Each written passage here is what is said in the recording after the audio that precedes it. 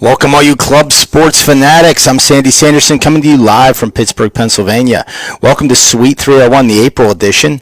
We're here to give you all the news and updates from around the Cold Club Sports Leagues. And don't forget, you can always watch our broadcasts live and previously recorded on our Suite 301 pages on Facebook and YouTube. Yes, and remember to like our Facebook pages and follow our Twitter accounts for all the latest news and updates. Also subscribe to our YouTube channel for videos from around all of our leagues and to watch previous episodes of Suite 301.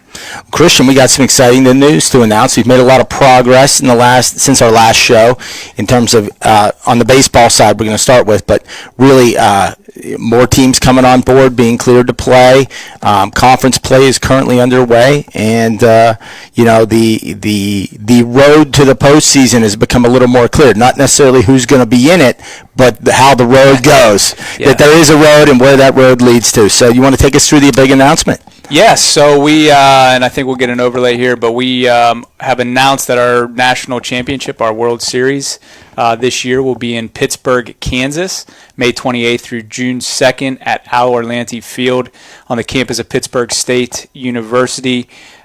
Pittsburgh, Kansas, we're familiar with. We've been there for a number of years for our Division II World Series. We actually use a different field, JC Ballpark, but had weather issues have used Al Orlanti in the past. So a place we're familiar with, and the city and the people of Pittsburgh, Kansas really rally around our event. So it was a great fit for us this year, and really excited that we were able to get it done. Absolutely. A great history the NCBA has had with Pittsburgh, Kansas. And some people might say, well, if this field's so great, how come you haven't used it for D2 in the past? And, this field has been a spectacular playing surface for many years, but it's only in the last, 12 to 18 months that they've built the grandstand, the press box, the amenities that usually accompany a high-end college baseball facility. And now that they've built them, it's really an excellent place for us to host this event. So excited to be there for that. Pittsburgh, Kansas, smack dab in the middle of the country. Easy gettings too for anybody. Yeah. And a couple things that have changed with this World Series, as we've talked in the past, this is the NCBA World Series. It's not the Division I. It's not the Division II. It's not the Division III. It's been a conglomeration of all the NCBA leagues into one for this unique season. So the event, normally the Division I World Series is 7 days long. Normally the Division II is 5 days long. This is going to be a 6-day event. All games are going to be played in a 7-inning format, as in what most people are accustomed to with Division II. 8 teams, double elimination tournament like everyone's normally accustomed to. One of the big things, is we're hanging on to that the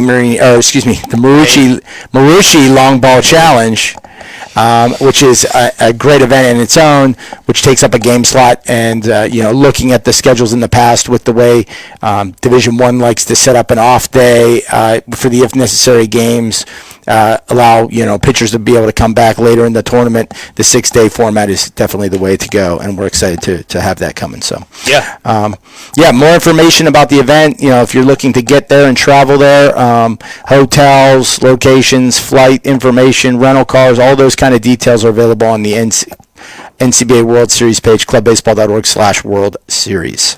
And then you also see the Marucci Long Ball Challenge up there. I believe the applications have been sent out to teams that are participating this year. You can see kind of the requirements listed there on the screen. But it's a great event. It's a lot of fun. We've never held one in Pittsburgh, Kansas before, but a lot of great history with the event, and the kids participating really get excited about it, and it's usually our most well-attended event, because you get all the teams out there in the stands rooting on their representatives. So should be a great event, and we're really excited to have that this year in Pittsburgh, Kansas. Yeah, and even if your team doesn't make it to the playoffs or make it to the World Series, if your team's competing in the league this year, your players are eligible to apply for acceptance into the Long Ball Challenge. So if you've got a guy that likes to take it deep, encourage him to fill out the application. We'd love to see him in uniform in Kansas hitting a long ball. Certainly. Certainly. That'd be good to see. Yeah, it's a fun event, so I'm looking forward to it. Absolutely. Get back to the normal May activities we're accustomed to. Absolutely. So how does a team get to Pittsburgh, Kansas? How do they get that coveted chance to be one of those 8 teams? That has been determined as well for the most part. So let's run through that list. Yes, so you see regional dates are May 14th through the 16th. That is for every regional. I know in the past the Southern Pacific Regional is usually a week before the other ones, but this year we are all on the same weekend of May 14th through the 16th. And keep in mind, all this information can be found on the regional page of our website, obviously with a little more detail. But you see there the Great Lakes, and having trouble seeing everything there, but maybe you can take it from there. Okay, you don't have your glasses on, do you? I do not. All right, so the Great Lakes Regional, the top 2 teams from the Great Lakes Central will join the winners of the Great Lakes East and the Great Lakes West in a 4-team double elimination tournament. Site to be determined. Mid-America Regional, the top 2 teams for the Mid-America North and the top 2 teams for the Mid-America South. Again, a 4-team double elimination tournament. Has that location been determined? Is that? Yes. I don't know if it's on the record yet, but yes, we have a spot that we are very high on. It's just not. Dotting the I's, crossing the T's. Yes, So look for that yes. to be announced shortly as to the exact location of that regional tournament. North Atlantic, the top 2 teams in the region will face off in a best-of-3 playoffs. Whoever finished second will travel to whoever finishes first in a best-of-3. Winner moves on to Kansas. Northern Pacific, the top 2 teams from the NOPAC North will join the winners of the NOPAC East and the NOPAC West in a 4-team regional tournament. Northern Plains, the top 2 from the North Conference and the top 2 from the South will play in a 4-team double elimination. And the South Atlantic, the top 2 teams from the North will join, again, the top 2 teams from the South for a 4-team regional tournament. And the Gulf Coast and the Southern Pacific Regionals, that format has not yet been determined, as we're discussing with a few other sprinklings of teams that may be getting in here at the last minute. So that information will be released as soon as it becomes official. So now that we've got the path for the most part lined up, now we're going to be working hard, focused this week on where these sites going to be, where the host ballpark's going to be located. We're obviously looking for centrally located within those regions to avoid creating a travel burden for any one particular team. So more to come, but exciting news. And I know when we released that last week to the teams, they were excited to finally know how to get there. And one of the things I really am excited about, for the most part, if you can finish in the top 2 in your conference, you're in the playoffs. Your dream's alive to get there to the World Series. Absolutely. And just remember to, I think I think our website is underutilized, but continually check the regional page of the World Series page. We have updates going on there, if not daily, every other day or so. So with the SOPAC and the Gulf Coast regional, we'll have that information, I'm assuming, finalized sometime this week. So if you're checking up on those types of things, check on the regional page, the World Series page, and we'll have those updates for you. All right. But let's recap a little bit of the spring season, how things have been going so far. Kind of get a glimpse as to who's having a successful season and we might be seeing in the postseason. Yeah, I mean, it's I'm just thrilled that we have baseball being played, and it's across the board. But, yeah, I mean, we got a lot of baseball being played. You can see Nebraska, they're currently undefeated at 11-0, top of the Mid-America North. You have a familiar face in East Carolina, taking 2 out of 3 from their rival NC State in Week 19. I'm sure that was a highly contested series. But, yeah, ECU coming out with 2 wins, which is big for their program. Gonzaga, a team that, we're really happy we have, some contingency out in the Northern Pacific region. They have a 5-0 record. Kansas State, another team that's undefeated in conference play at 6-0 and ahead in the Mid-America South. So lots going on. 5-1 conference record. 6-2 overall. North Dakota, and I want to say a lot of those games were actually played in the fall, but they're leading the Northern Plains North, and then you have Iowa State and Northern Iowa kind of battling the top spot in the Northern Plains South, with a big crucial series against each other coming up on week 21. And then last right now updates, we got Clemson at 7-2, and they're sitting up in top the South Atlantic South. But I think the big thing to take from this, the screen you're seeing now, is baseball is being played. Obviously we're used to having many more teams playing, but certainly with the year that we've had, we're just excited that teams are able to get out there. And we got a road to the postseason, a national championship location set, so we're moving and grinding. So. All right, sounds good. A few NCBA housekeeping items we should be discussing at this juncture in the season, and a fairly important announcement that's been come out, a little bit of a rules massaging regarding the roster freeze. Normally the roster freeze is April 1st. April 15th. April 15th. It has been extended to April 30th for all teams in the league. The reason this was done, with a lot of teams not getting cleared to play till kind of the last minute, we decided to give everybody the opportunity to continue to add to their roster through April 30th. So those teams that are joining us here late, can get their roster up and getting ready for the playoffs. Yep, and all the other usual suspects when we're in season, having your guys, if it's not done yet, do the online player registration, getting the academic eligibility letters to your registrar and over to us. And I'm assuming all the teams that are playing now have these things done, but if you're adding a player here and there, they'll be needing to do the online player registration, be added to the academic letter. And always after games, and it might even be a good habit to send in a weekly team submission to your regional director every week just to stay in the habit of it. But certainly after your games on Monday, send that weekly team submission form in with the scores and your player of the week nominations, your pitcher of the week nominations on Monday, so that we can get the website updated with your scores, and also picking our national player and pitcher of the week by Wednesday. League due payments, I know teams have been great about getting those done and submitted on time. Basically, as soon as we get an invoice out, they're getting that paid, so kudos to you guys. But if you still have a payment outstanding, please get that paid ASAP. Non-conference games, making sure to report those to your regional directors. And that's about it. So. All right, good stuff. Well, hey, we got a guest interview coming up from the NCBA League. We're going to be joined here by Todd Murphy of High Point University. There he is. Todd, how you doing today? Hey, I'm doing good. How you guys? I appreciate y'all having me on the show. Absolutely. Excited to have. Love to see you in uniform, Coach. I'm jealous. I want to be out there on the ball field. Yeah, I tell you, every chance I get to put it on, I gotta sport it. I love it. Absolutely.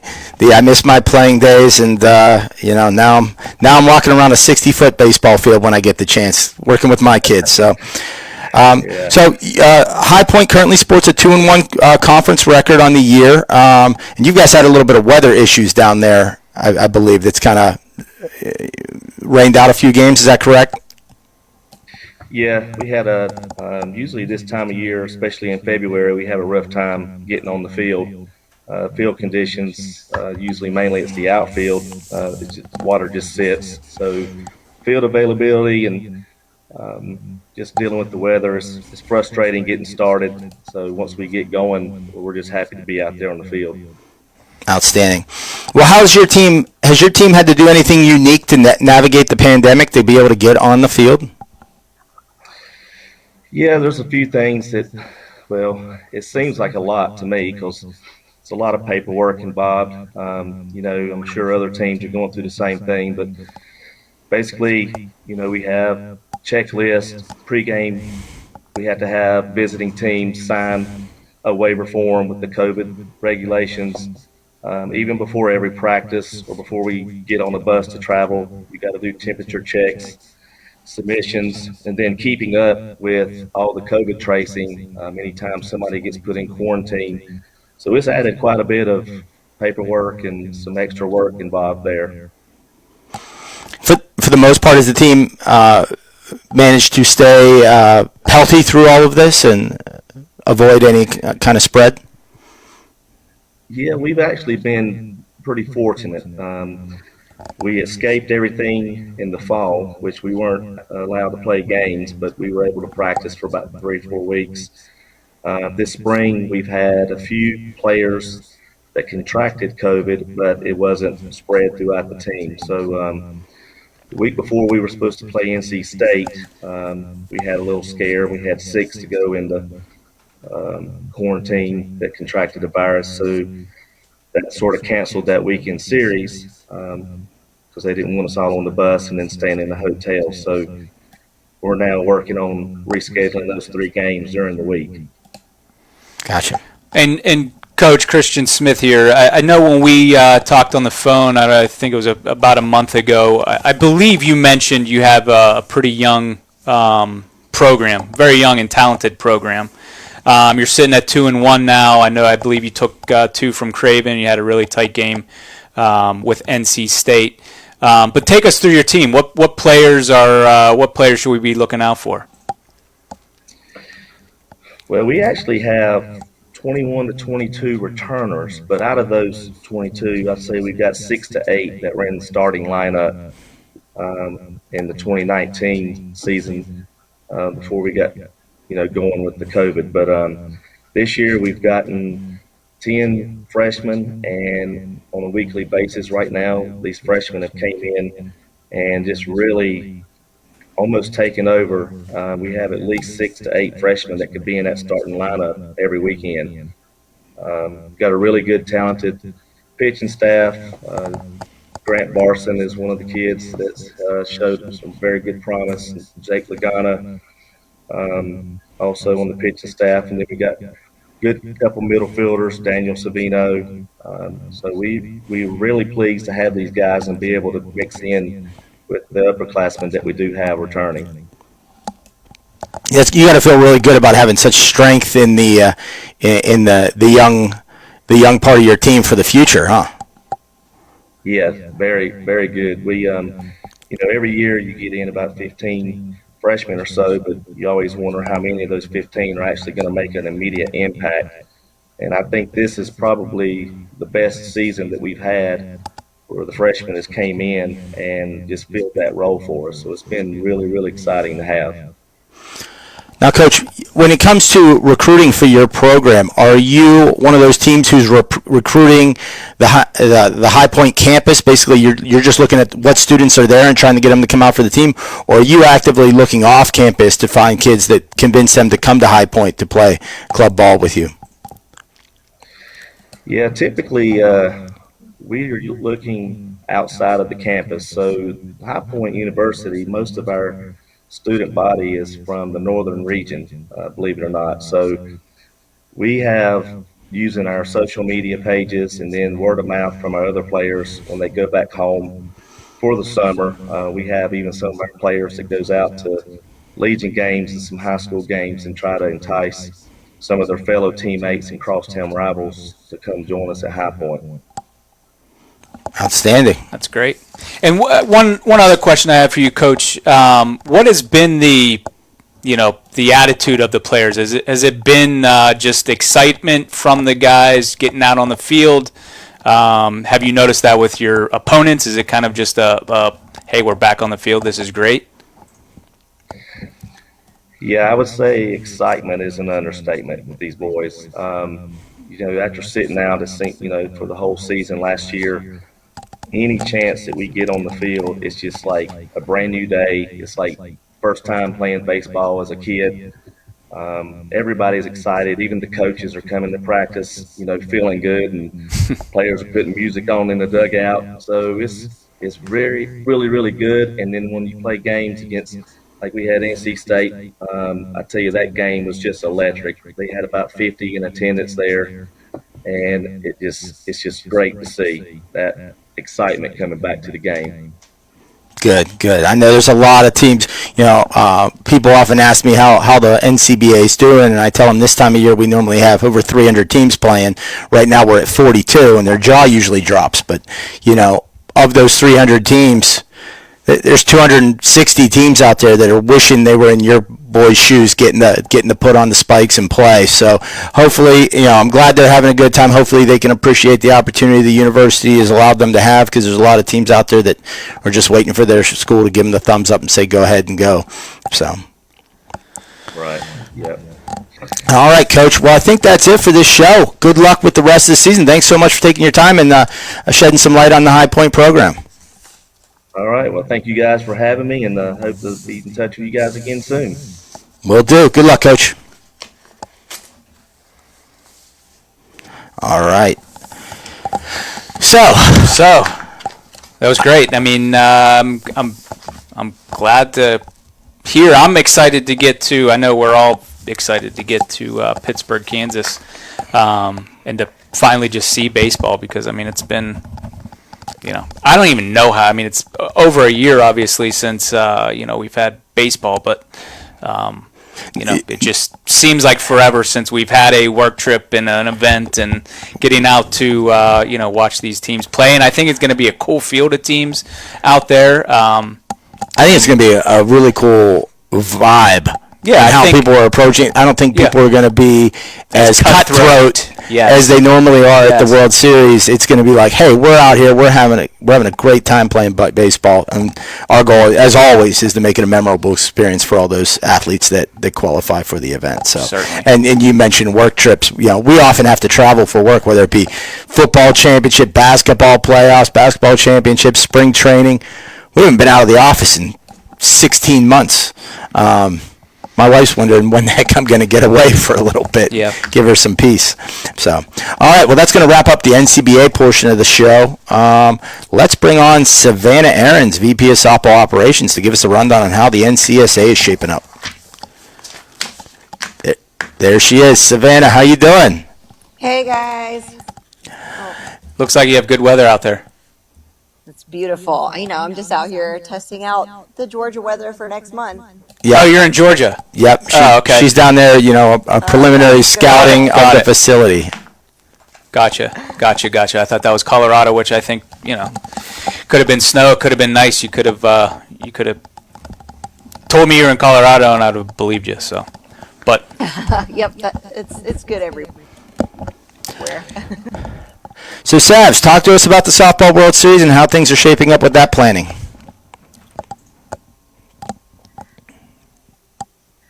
I don't know if you guys were able to see the social media announcement that went out yesterday about our teams that are World Series bound already. Another one added today to that.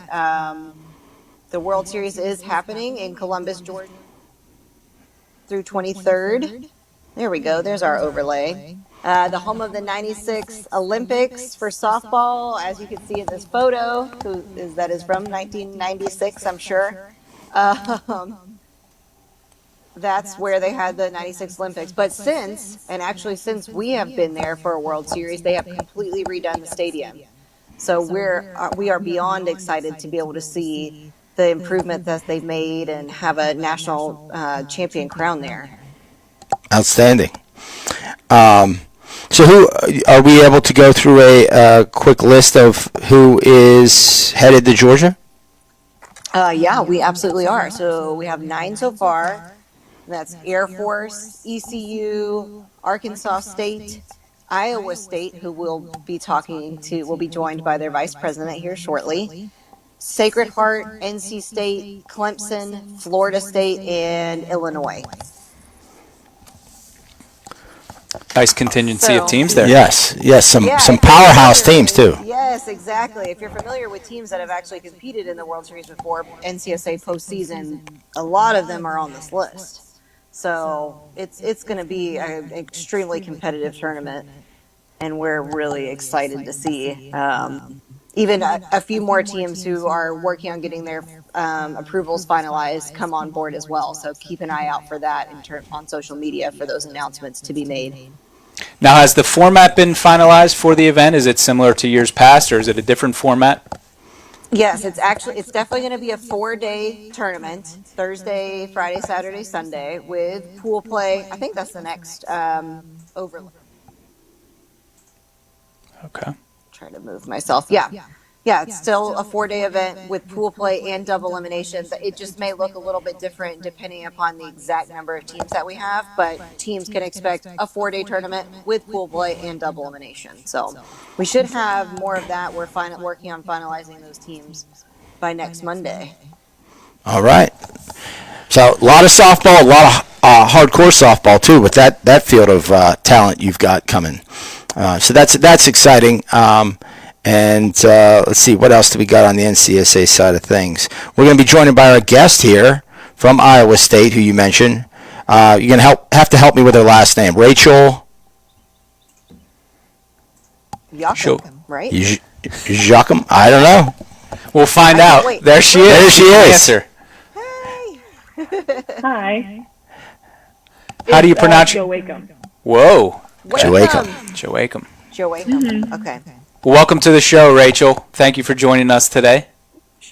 Yes, thank you for having me. 6-0 on the season. How's that feel? It's been pretty good. We haven't gotten outside much, so we were a little nervous coming into our first game, but obviously it's gone well so far. And the one stat that I'm seeing that's I want to get to is kind of blowing my mind, but it says through 6 games you've scored 103 total runs. I mean, what's the average? Is that 16, 17 runs a game? What is the math on that? You're usually Let's go 7. No, I think it's more than 7. 17. That's an incredible stat line. Is your team normally this good on the offense, or is that kind of like an outlier these first 6 games? I would say our team has been very confident at bat. I would say this year it's blown our minds kind of how good we were, and we weren't really expecting it, but definitely welcome, and we're not complaining about that at all. Is there any one particular player in particular who's been leading the charge at the plate? Honestly, I probably couldn't mark down one person. It's just like we play every series and it's a different player every game, or it's like 3 players every game. And like last game we played, we had 2 home runs. It's just like, it's crazy how on the bat we've been this year. Well, Rachel, tell us, we've asked all of our guests this, and I think it's interesting for us to know, how, obviously this is a strange year. How has your team navigated the pandemic? What kind of restrictions has your school put in place? Those types of things. What have you kind of been held to in order to get out on the softball field this year? Fortunately for us, I would say it has worked with us a lot, so that way we could be able to play. And for outdoors, they've just made sure we're spread out, and on an entire softball field, it's been pretty easy to do that. And then with indoor spaces, we just have to wear masks all the time, and they still provide us all that area as well. So it's been fairly not as abnormal as we thought it would be this year with COVID. Gotcha. And Savs, I can tell you're waiting, you're itching to get in on this Q&A session as well. What do you got over there? I want to know what it's like. Rachel, I'm assuming you were on the team last year, and you guys had already qualified for the postseason when COVID hit and basically ended the season for everybody. You guys didn't get a postseason. Has there been some, fire on the team about that? Like, hey, we didn't get our shot last year, but we're getting it this year, about you guys attending the World Series next month. What's that kind of atmosphere like on the team?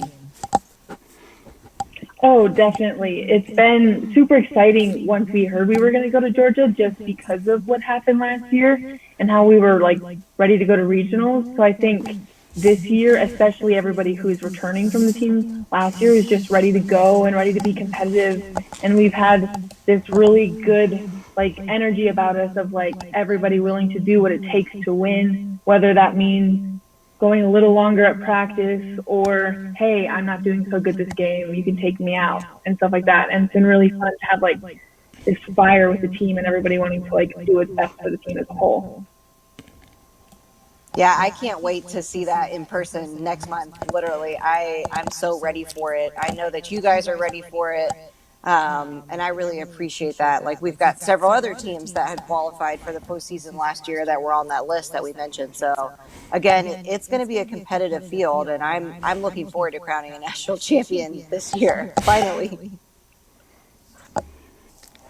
Now, Rachel, as we head into we got a few more weeks of the regular season left with the World Series coming up next month. Is there any, besides that trip to Georgia, is there another weekend of play that you guys have circled as an important weekend for your team to really hunker down and pick up some more W's and carry that momentum? Yeah, so our last games before Georgia are actually coming up this upcoming weekend against Nebraska in Lincoln, and we're all super excited for that because we've only been able to play K-State previously, so we finally get to see another team, see some new pitchers, so we're really excited for that. Awesome. And Rachel, real quick, just curious, do you guys, I know the club baseball team is competing this spring. Do you guys interact with them at all? Not as much as we would like, since we practice in basically the same facility, but we don't really, unfortunately, have a relationship with the club baseball team. Okay. All right, Rachel. Well, go Cyclones. Good luck this weekend, and safe travels to Georgia. Looking forward to see how you guys fare against this stacked field that Savannah's putting together. Yes, thank you so much. All right, take care, Rachel. Thanks, Rachel. All right, good stuff. So, Savannah, as we close out the NCSA segment, is there some housekeeping items you want to make sure people are aware of? There's a couple things. I think we've got an overlay for that too. The roster freeze for softball was usually April 1st, extended to April 30th. Online player, so that includes things that you need to get done before April 30th. Online player registration, academic eligibility letters. Make sure you're sending in those weekly team submission forms. And keep an update, we've had some weather issues. I know you guys mentioned that on the baseball side too. So any of those reschedule things, make sure you guys are staying on top of that. I know obviously we have a very truncated season, but we want to try to have as much softball as possible. So the earlier we can get those reschedules done, the better. All right, good stuff. Well, hey, keep up the good work, Savannah. Keep scouting out that facility. Make sure it's in pristine condition for next month. And we'll catch you on the next Sweet 301. All right, we'll see y'all soon. All right, Thanks, take care. All right, so now we're going to move on to our NCFA portion of the show. And I think the best thing to do here is to introduce our new Director of Football Operations, Justin Rickert. There he is. Justin, how you doing? Hey, Sandy, how you doing today? I'm doing excellent. Awesome. I'm great. Congratulations on the new position. I know you've been with us for about 2 years now, and you've been a conference coordinator in the NCFA. Been around to see how things operate, and then got the nod to move you up and make you the man to make to drive the ship. So yeah, absolutely. Congratulations on that. Thank you very much. Let's talk about, one of the biggest things in the NCFA recently was we had the league meeting a few weeks ago, and always after a league meeting comes the voting procedures. Teams propose rule changes, and teams vote upon them. Why don't you take us through some of the results of those voting ballots? Yeah, absolutely. So one of the first questions we got off there, and this was great, this was actually a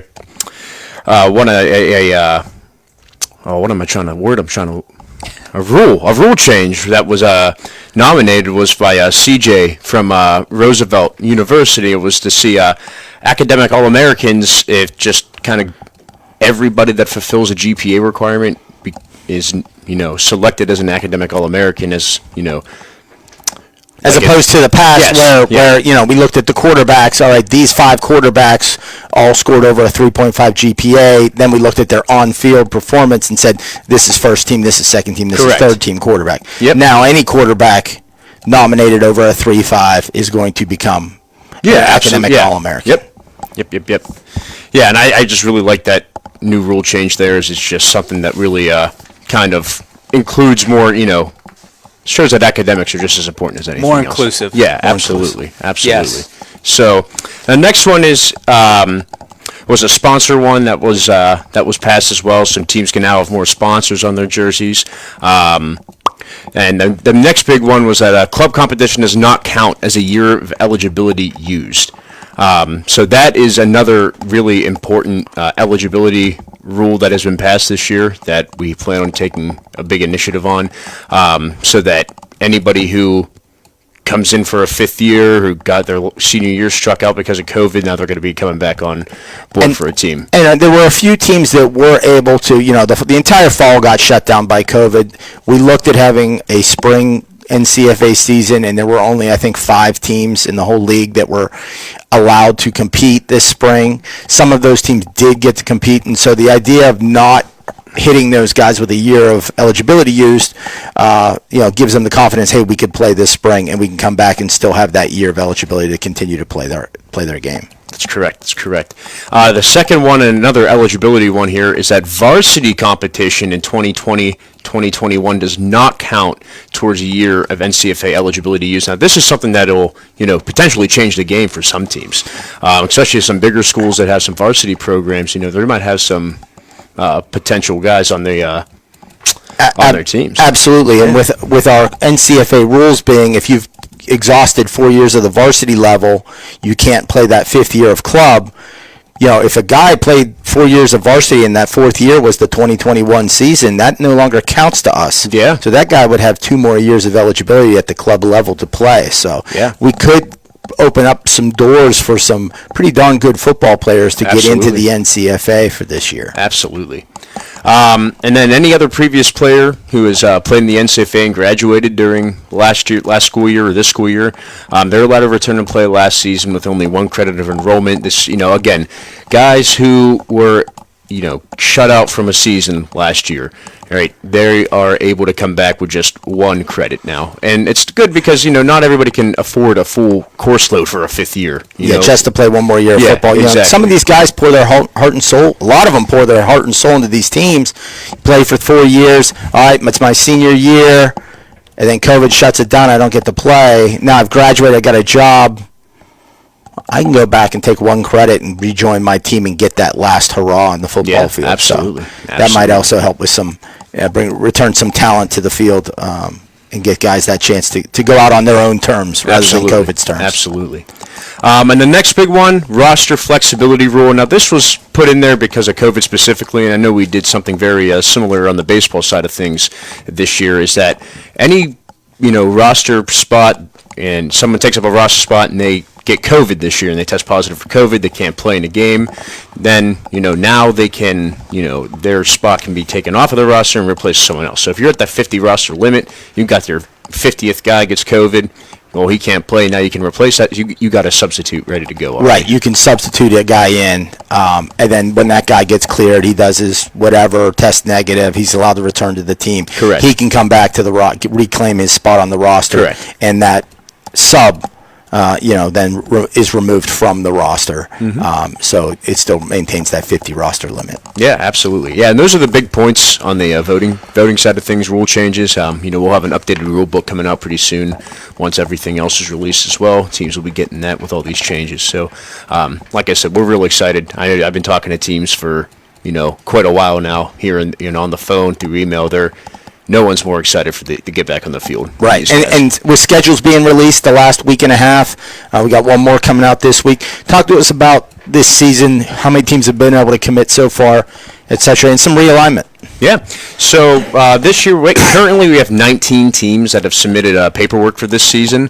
We still have a couple strays out there who could potentially come back, come later in the season if the school clears them and they're allowed to commit. And we're anticipating that, hoping that. I know a lot of the teams in their conferences are hoping for that as well. So as far as realignment goes, we got UNCG Greensboro. They are moving from the Mid-Atlantic East to the South Atlantic Conference. They're going to join Coppin State and Columbus State, our 2 Georgia teams, in a 3-team conference down in the South Atlantic. And Pittsburgh is moving from Mid-Atlantic West to Mid-Atlantic East. The Mid-Atlantic West is dominated by those Ohio teams geographically, so, kind of keeping those teams With Greensboro moving down south, it opened up a spot in the Yeah, east that's for correct. Pitt, which Correct. balanced things out. Correct. Yep. Absolutely. So, yeah, like I said, South Atlantic 3-team conference now, kind of keeping that as competitive as possible, keeping everything as competitive as possible across the NCFA. We're looking to have a great season and just really hammer home some football out in the fall here. So, we're ready to go on that, and we know everybody else is a 4-team conference from Great Lakes to North Atlantic, Mid-Atlantic West, Mid-Atlantic East, like we said. So, we're ready to go. And the North Atlantic, I thought they're approaching this season in a unique manner for the NCFA, and one that I fully endorse. We talked about at the league meeting.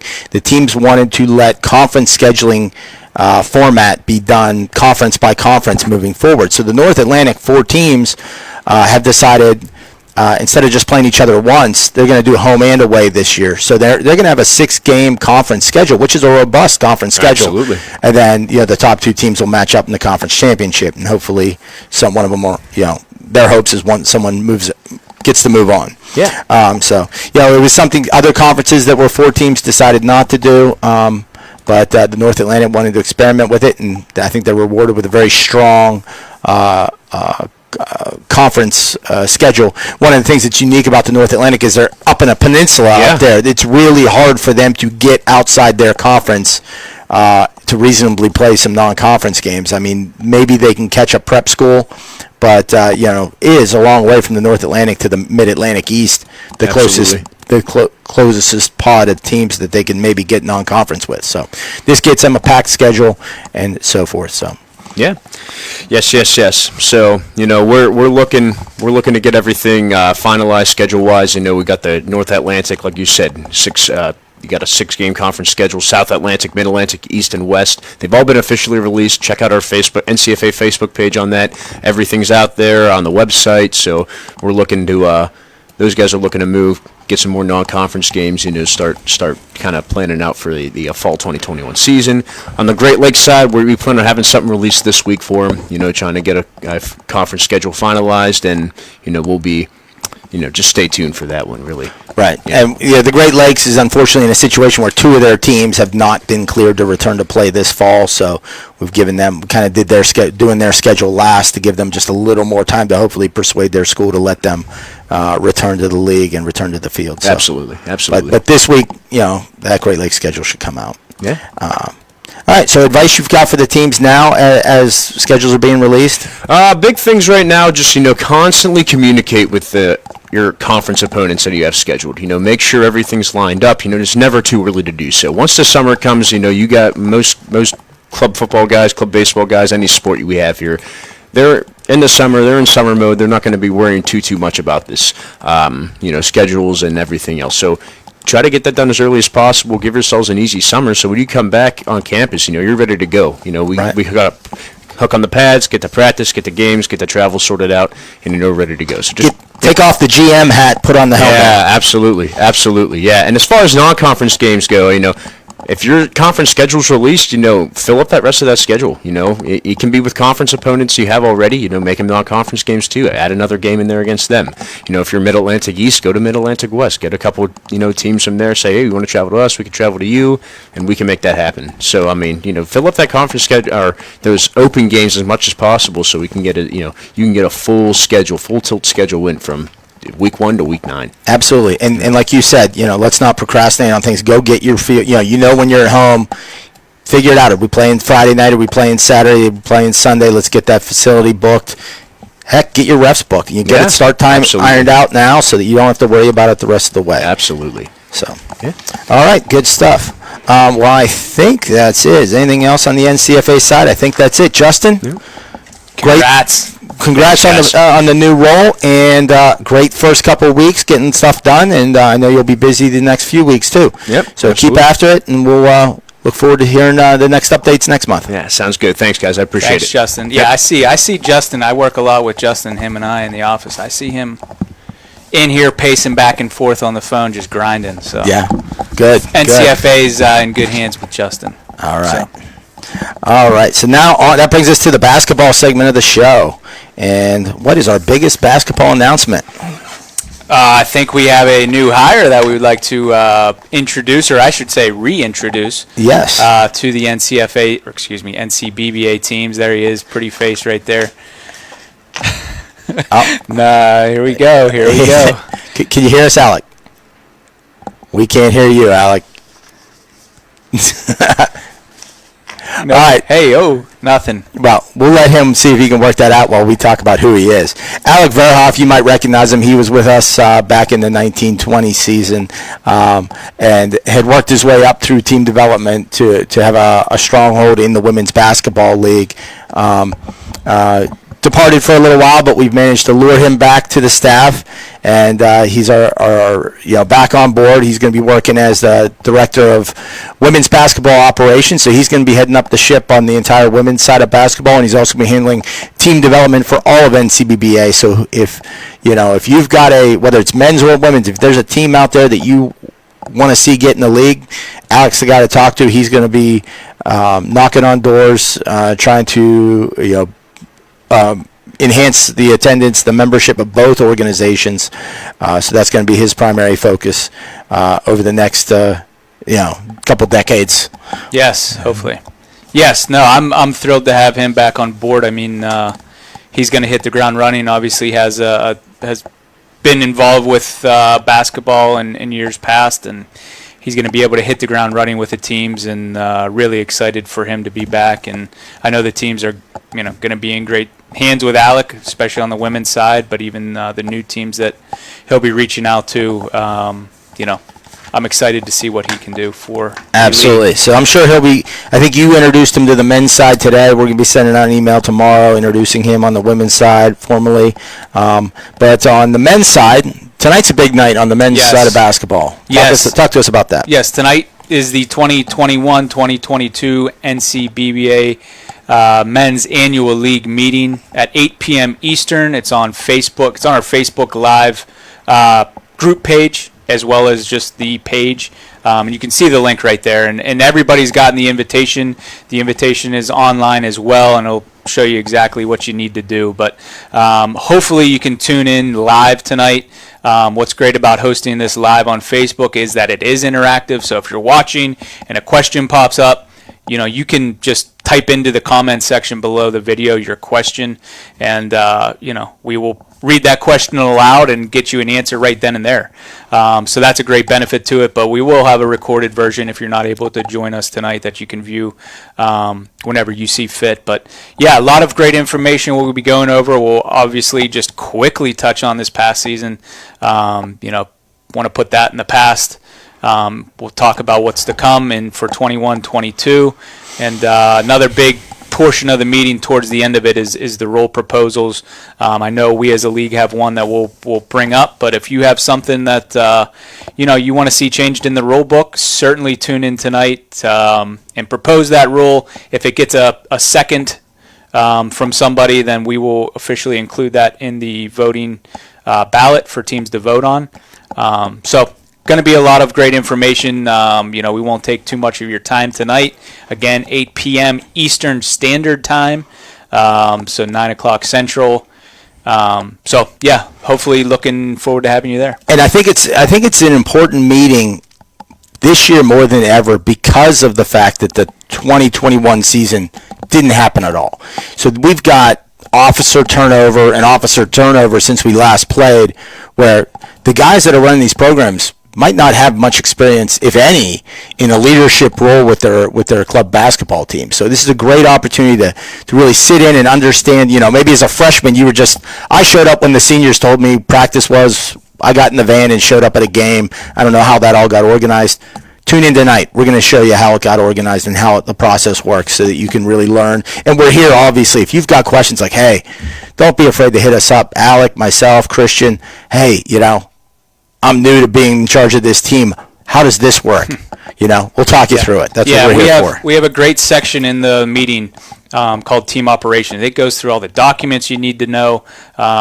If you're certainly new into the leadership position, or you're going to be a guy that's going to step up into the leadership position, certainly tune in tonight, ask questions, interact with us, and you'll get a lot of great information out of it and be much more prepared going into next year, which we're very, very excited about, optimistic about. So very important meeting tonight, and looking forward to having everybody in attendance for it. Absolutely. And on the women's side, same speech, different day. Okay. Tomorrow night, Wednesday, 8 p.m. Eastern Time, the women's meeting. All the same kind of content, just, aimed at a different crowd. So Yes. there's the link there for the women's meeting taking place tomorrow, Wednesday at 8 p.m. Eastern Time. So I think that's going to wrap up our show for this month.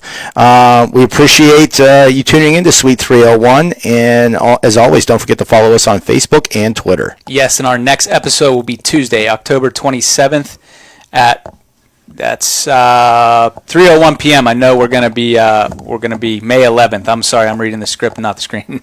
May 11th at 3:01 p.m. Eastern Standard Time, right here on Facebook Live. Join us to catch up on everything that's happening around Cole Club Sports. You're the opposite of Ron Burgundy. You put it on the teleprompter and you Yeah. won't read it. Yeah.